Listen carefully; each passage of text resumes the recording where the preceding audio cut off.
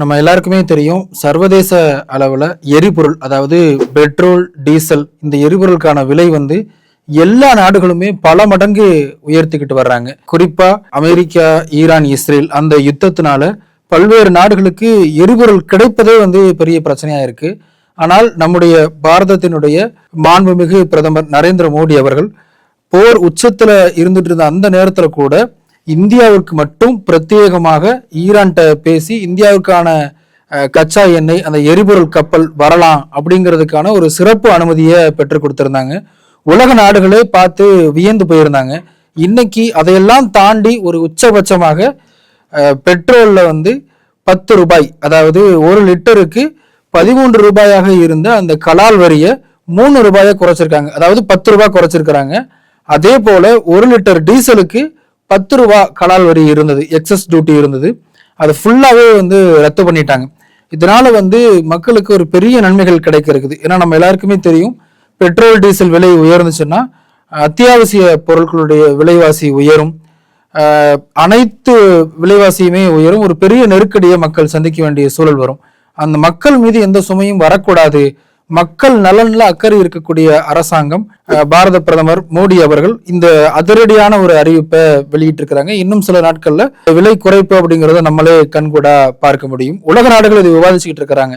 ஏன் உலக நாடுகள்னு சொல்றோம்னா, தென்கிழக்கு ஆசிய நாடுகள்ல எல்லா நாடுகளுமே 30% வந்து பெட்ரோல் டீசல் மீதான அந்த வரியை உயர்த்தி இருக்கிறாங்க.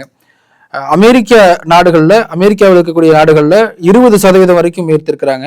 ஐரோப்பாவில் 30% வரைக்கும் உயர்த்தியிருக்கிறாங்க. ஆப்பிரிக்க நாடுகள்ல 50% மேல உயர்த்தியிருக்கிறாங்க. ஏன்னா எல்லா நாடுகளுமே எப்படி நம்ம அந்த ஹார்மோஸ் அணையில இருந்து வாங்க போறோம்னு கதிகலங்கி நிற்கக்கூடிய சூழல்ல பாரதம், இந்தியா தான் வந்து துணிச்சலான ஒரு முடிவை எடுத்து மக்களுக்கான அரசை செஞ்சிருக்கிறாங்க. இப்ப இந்த விஷயத்தையும் வழக்கம் போல திமுக வந்து குறை சொல்லுது.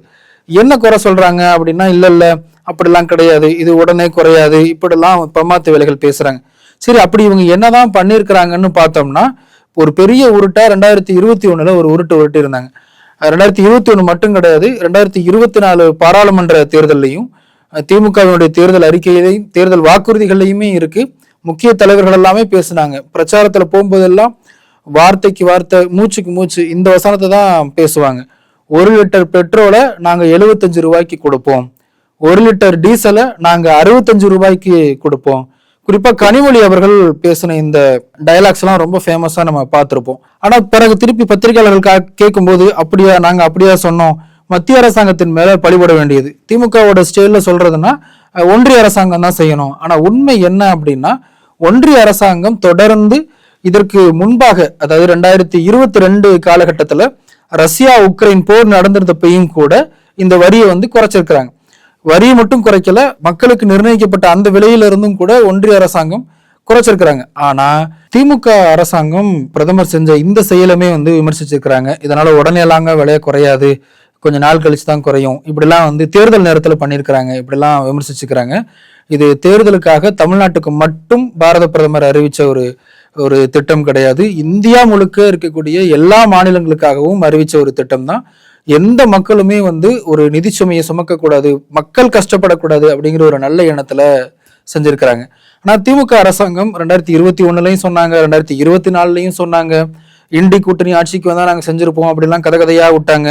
1 லிட்டர் பெட்ரோல் நாங்க 75 ரூபாய்க்கு கொடுப்போம்னாங்க, 1 லிட்டர் டீசல் 65 ரூபாய்க்கு கொடுப்போம் அப்படின்லாம் சொன்னாங்க. குறிப்பா கனிமொழி அவர்கள் எங்க பிரச்சாரத்துக்கு போனாலும் நாங்க ஆட்சிக்கு வந்தா குறைச்சிருவோம், நாங்க ஆட்சிக்கு வந்தா குறைச்சிருவோம். அவங்க நிறைய உருட்டி இருந்தாங்க, நிறைய வாக்குறுதிகள்லாம் கொடுத்திருந்தாங்க, 505 வாக்குறுதிகள். அது அவங்க அமைச்சர்களுக்குள்ளேயே ஒரு பெரிய குழப்பம் இருக்குன்னு வச்சுப்போமே. இப்ப அதெல்லாம் விட இந்த குறிப்பா இந்த பெட்ரோல் டீசல் விலை, இவங்க வந்து நிறைய உருட்டுகள். அதுல ஒரு புதுவிதமான ஒரு உருட்டு வந்து என்னன்னா, மத்திய அரசாங்கம் தான் வந்து இந்த விலையை குறைக்க முடியும், பிரதமர் அவர்கள் தான் குறைக்கணும், பாஜக அரசாங்கம் தான் குறைக்கணும்னு சொன்னாங்க. பாஜக அரசாங்கம் தொடர்ந்து குறைச்சிக்கிட்டு தானே வர்றாங்க. 2022 ரஷ்யா உக்ரைன் போர் நடந்த போதும் கூட அப்பையும் குறைச்சிருக்கிறாங்க. மக்களுக்கு எந்த பாதிப்பும் வந்துடக்கூடாது அப்படிங்கறதுக்காக தொடர்ந்து குறைச்சிருக்கிறாங்க. அந்த கோவிடுக்கு பிறகு பல்வேறு நாடுகள் பல்வேறு சிரமங்களை சந்திச்சுக்கிட்டு வரக்கூடிய நேரத்திலையும் கூட இந்தியா தான், பாரதம் தான் வந்து தண்ணீரை விலை உயர்ந்து விளங்கி நிக்கிறாங்க. திமுக அரசாங்கத்தினுடைய பொய் வந்து மக்கள்கிட்ட இன்னைக்கு அம்பலப்பட்டு போய் நிக்கிறாங்க. அதனால தொடர்ந்து மத்திய பாஜக அரசாங்கம் மோடி அரசாங்கம் மக்களுக்கு செய்யக்கூடிய நன்மைகளை பார்த்து அதுக்கு என்ன பேசுறதுன்னு தெரியாம ஏதேதோ உளறிக்கிட்டு இருக்கிறாங்க. இது மக்களுக்கான நிதிச்சுமை மட்டும் குறையாது, இதனால வேளாண்மை வளரும், தொழில்துறை வளரும், தனிப்பட்ட தொழில் அதிபர்கள் உருவாவாங்க, என்டர்பிரனர்ஸ் உருவாவாங்க. பாரதம், இந்தியா ஒரு வளரும் நாடு அப்படிங்கிறதுல இருந்து வளர்ந்த நாடு அப்படிங்கிற ஒரு கனவை நோக்கி நகர்ந்துகிட்டு இருக்கு. பாரதம் வளர்ந்த நாடாக உருவாவதை திமுக போன்ற தீய சக்திகள் நிச்சயமாக தடுக்கவே முடியாது.